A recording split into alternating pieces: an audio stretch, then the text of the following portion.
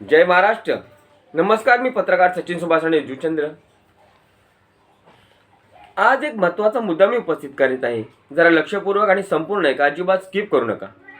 आजपर्यंत जेवढ्या निवडणुका घेतल्या जातात त्या फक्त दोन घटकांवर अवलंबून असतात. ते म्हणजे प्रामुख्याने सत्ताधारी पक्ष आणि विरोधी पक्ष, हे दोन महत्त्वाचे घटक आहेत. सांगण्याचा मुद्दा हाच आहे की जी लढत होते आणि जे निकाल येतात त्यावरून नेहमी ईव्हीएम मशीनचा घोटाळा असे अपयशी विरोधकांचे म्हणणे नेहमीच असते. हे जरा लक्षात घेण्यासारखे आहे. मग माझी निवडणुकांना विनंती आहे, जर ईव्हीएम मशीन म्हणजे इलेक्शन वोटिंग मशीन याचा वाद सामोरा येतो तर मग विरोधी पक्ष नेते धाव घेतात ते नेते फक्त सुप्रीम कोर्टाकडे, माननीय सुप्रीम कोर्टाकडे. मग सुप्रीम कोर्टाचे म्हणणे असे असते की तुम्ही निकाल लागल्यावरच कसे कहता, याआधी काय येत नाही बरं. तर माननीय सुप्रीम कोर्टाचे म्हणणे अतिशय योग्य आहे, तुम्ही निकाल लागल्यानंतरच काय येता बरं. पण आता मी हा मुद्दा उपस्थित करीत आहे की जर प्रत्येक अपयशी विरोधी पक्षाला वाटते की जर ईव्हीएम मशीनमध्ये घोटाळा होत आहे तर मग जर जो निकाल निवडणूक आयोगाच्या निवडणुकी दरम्यान फायनल निकाल येईपर्यंतचा जो कालावधी असतो त्या दरम्यान येणारा जो निकाल यावरच जर विरोधी पक्ष नेत्यांचा विश्वास नसेल तर मग त्या निवडणुका योग्य आहेत का. तर सर्वांचे म्हणणे नाही असेच येईल. मग जर निवडणूक आयोगाने जर ईव्हीएम मशीन टाळता आली तर बरंच होईल. एकतर ईव्हीएम मशीन इलेक्ट्रॉनिक असल्यामुळे त्याच्यात बदल करणे किंवा घडवून आणणे शक्य असते का, तर शक्य नसते. दुसरी गोष्ट, यासाठी विजेचा वापर होतो. तिसरी गोष्ट म्हणजे यासाठी मॅनपॉवर जास्त लागते. चौथी गोष्ट म्हणजे याचा निकाल अतिशय गुप्तपणे होतो. पाचवी गोष्ट म्हणजे यात मतांच्या पेट्या पळवता येत नाही. हा सर्वात मोठा बेनिफिट मानला जातो, कारण प्रत्येक मशीनमध्ये त्या विभागाचा त्या ठिकाणाचा डेटा आणि कोड नंबर नमूद केलेला असतो. त्यामुळे तो अतिशय गुप्तपणे आणि अहस्तांतरितपणे असे मतदान झालेले असते. त्यामुळे आता ईव्हीएम मशीन योग्य आहे असे म्हणता येईल. आता माझ्या सर्व नागरिकांसाठी हा व्हिडिओ आहे की जर मशाल, तुतारी, पंजा हे चिन्ह घेऊन आम्ही पंजा या चिन्हासाठी लढलो तरी का हरलो, तर याचे उत्तर मी तुम्हाला देतो. ते म्हणजे याचे उत्तर आहे लाडकी बहीण योजना. कारण या तिन्ही पक्षांनी एकत्र येऊन पहिल्यांदा लाडकी बहीण योजनेला विरोध केला. त्यानंतर सांगितले की 1,500 म्हणजे तुम्हाला भीक दिल्याप्रमाणे आहे. त्यानंतर जेव्हा विधानसभेच्या निवडणुका लागल्या तेव्हा सांगण्यात आले जर तुम्हाला 1,500 रुपये देतात तो तुमचा हक्क आहे, 3,000 रुपये आम्ही देऊ. हा तर वचननामासुद्धा लिहून दिला. मग मला सांगा, महिला पण विचार करतात ना. पुरुषांपेक्षा महिला जास्त विचारवंत असतात आणि व्यवहारिक असतात. एकतर लाडकी बहीण योजना फॉर्म भरून घेतला नाही, त्यानंतर भीक देतात असे सांगण्यात आले. नंतर 1,500 रुपये तुमचा हक्क आहे असे सांगण्यात आले. नंतर आम्ही 3,000 देऊ असा वचननामासुद्धा लिहून दिला. दुसरी गोष्ट, या विधानसभेला सौ स्नेहा दुबे पंडित या भारतीय जनता पार्टीमधून उभ्या होत्या. त्यांची निशाणी आहे कमळ.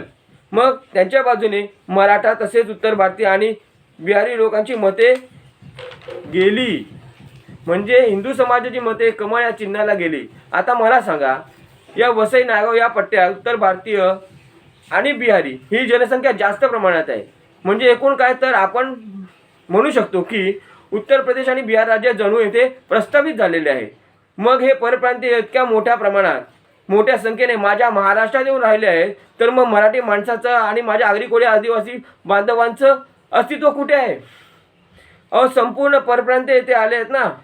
आज हे परप्रांतीय आपल्या नायगाव पूर्व विभागामध्ये डोईजड झाले आहेत. याचे प्रामुख्याने कारण इतरेच राजकारणी आहेत ज्यांनी मतांसाठी यांना जवळ केलं आणि मतांच्या लालसेपोटी याच परप्रांतीयांना राजकारणातील पदे बहाल केली. मग हे काय त्यांच्या जातीत उभ्या राहणाऱ्या महिलेला वोट दिल्याशिवाय राहणार आहेत का, नाही ना.